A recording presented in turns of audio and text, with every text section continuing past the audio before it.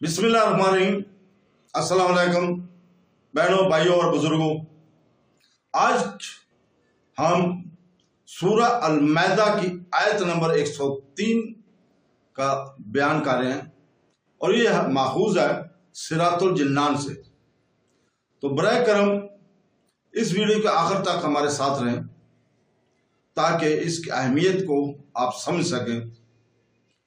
इस आयत का तर्जमा सुबह हम कर चुके हैं इंग्लिश और उर्दू में, सुबह 6 बजे पाकिस्तान टाइम के मुताबिक। तो दोस्तों, अल्लाह ताला ने आयत में फरमाया जिसका तर्जमा ये है, अल्लाह ने बहिरा और साइबा और वसीला और हाम को मुकर्रर नहीं किया, लेकिन काफिर लोग अल्लाह पर झूठा बहतान लगाते हैं और इनमें अक्सर बेअक्ल है।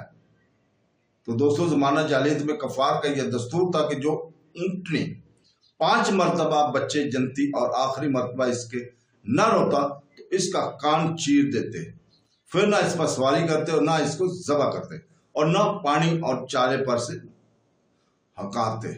इसको बहिरा कहते हैं। और जब सफर दरपेश होता या कोई बीमार होता तो ये नजर करते कि अगर मैं सफर से बाखिरियत वापस आऊं या तंदुरुस्त हो जाऊं तो मेरी ऊंटनी साहिबा है, इस ऊंटनी से भी नफा उठाना बहिरा के हराम जानते और इसको आजाद छोड़ देते।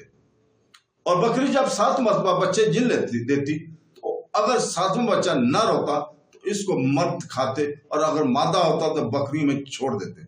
और ऐसी अगर नर मादा दोनों होते तो कहते कि अपने भाई से मिल गई, इसको वसीला कहते। और जब ऊंट से 10 मरतबा ऊंटनी को गबन प्रेग्नेंट करवा लिया जाता तो इसको छोड़ देते, ना इस पर सवारी करते और ना इससे काम लेते और ना इसको चारे पानी से रोकते। इसको अलहमी कहते। बुखारी और मुस्लिम की हदीस में है कि बहिरा वो है जिसका दूध बुत्तों के लिए रोकते थे, कोई इस जानवर का दूध ना निकालता, साहिबा जो इसको अपने बुत्तों के लिए छोड़ देते थे, कोई इनसे काम ना लेता। ये रस्म जमाना जाहिलियत से इब्तिदाई अहद इस्लाम तक चली आ रही है।